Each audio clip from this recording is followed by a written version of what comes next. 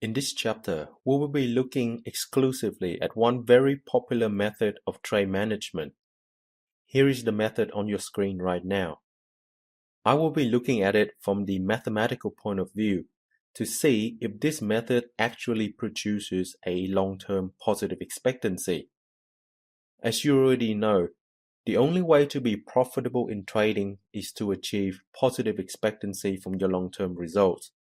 I have discussed this topic in Chapter 2. Please note that this is not to tell you that you should change your trading plan. Although past performance does not guarantee future results, it is highly recommended that you make trading decisions based on actual statistics from your results rather than just gut feeling.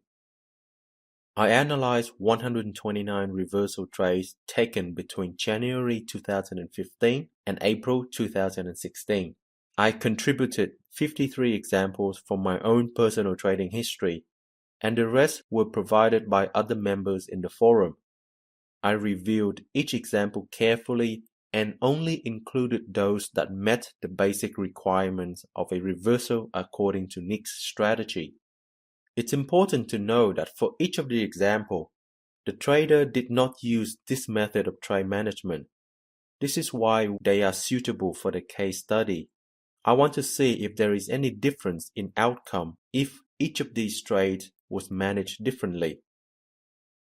Please note that this analysis is not an indication of the profitability of the strategy because these trades were executed by many different traders on different support and resistance level, each with different levels of experience and trading plan.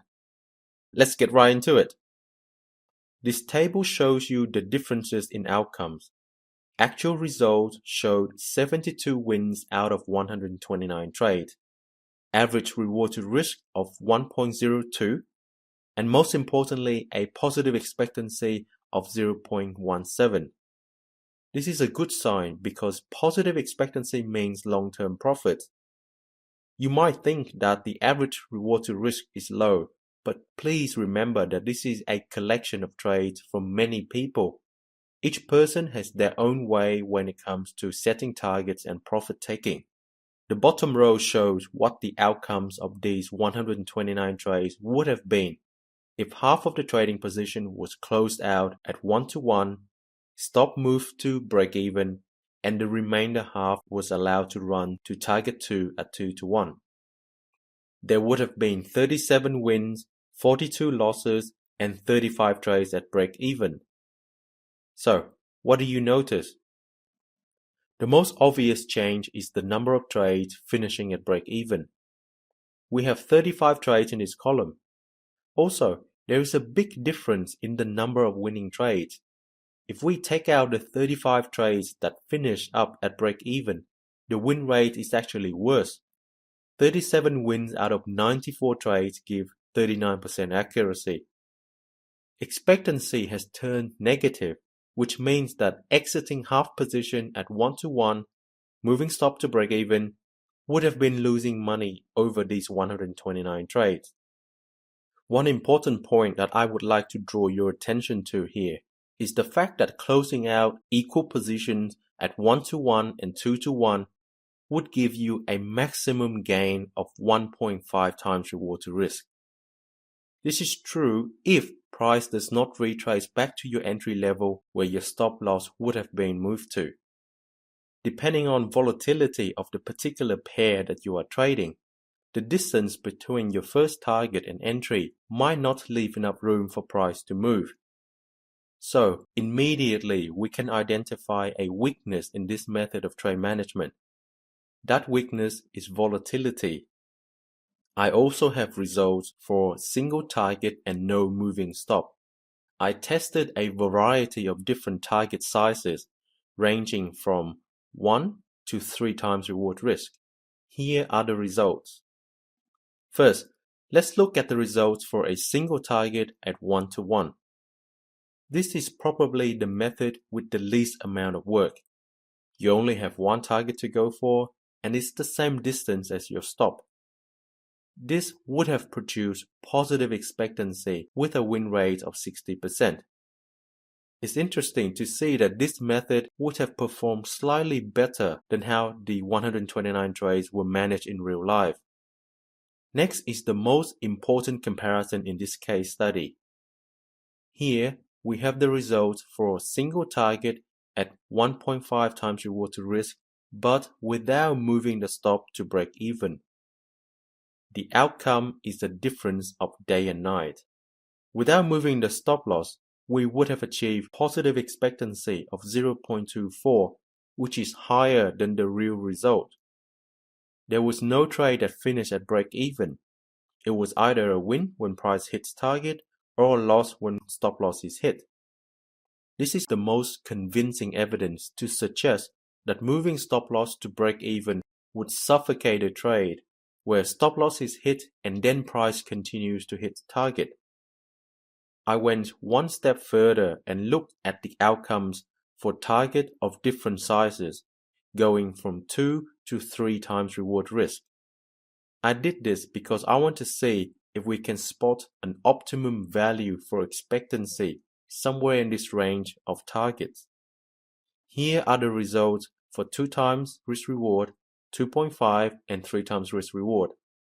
Again, in all of these cases, the stop loss was not moved at all. This is why there is nothing in the break-even column.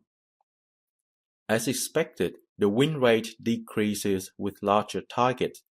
This is a natural characteristic of the market. Big price movements are not as common as smaller price movements. Even though the win rate decreases, we still have positive expectancy, with targets set at 2 to 1 and 2.5 to 1. This means that you would make less profit but still profitable over the 129 trades. At 3 to 1, expectancy turned negative because there is not enough winners to pay for the losers. Now we come to a very important discovery. I am certain that all of us had at some point wondered if there is an optimum target for reversals where profits are maximized. I am very pleased to say that this case study did produce some evidence that point to an answer. We need to look at the expectancy because it measures the average profit for a given unit of risk. For example, an expectancy of 0.1 means that for every dollar you risk, you can expect a 10 cents profit. If you are still not convinced about the mathematical relationship between expectancy and profit, then go to a casino and see how many blackjack tables they offer. All casino games give positive expectancy to the casino. That's how they make money. Here is a graph of expectancy for different target levels. You can see that 1.5 reward to risk has the highest expectancy in my test. On either side of that, expectancy decreases slightly if target was set at 1 or 2. Using simple geometry, we can safely draw the conclusion that the optimal way to set target is somewhere between 1 and 2. It may not be at 1.5. To determine the true maximum value for expectancy, I would need to test 1.1, 1.2, 1.3, and so on all the way up to 2. This would take a lot of time to go through. I need to go through each of the trade for every different target size. For this case study, I have done 6 lots of 129 trades, which is 774 trades in total. This discovery is enough to say that the optimum target should be set somewhere between 1 and 2 times reward risk. It could be at 1.5, but that would only be an educated guess. So, how can you make the most out of this? There are 2 conclusions that you can take away from my case study. Number 1, the trade management method of closing half position at 1 to 1, moving stop loss to break even, and letting the remainder run to target 2 at 2 to 1 is vulnerable to volatility. Stop loss is more likely to be hit at break even, only to see price continues to the target. If this style has been working for you, then great. Continue doing what you are doing because it works for you. On the other hand, If you have been having problems getting stopped out at break-even only to see price hit your target after, then now you know why.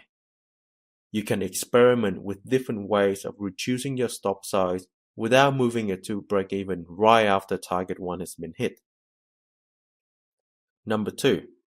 If you have been setting targets at 2 to 1 or higher and found that price would come close to your target only to turn around completely, then perhaps you should consider trying out targets between 1.5 and 2 times reward risk.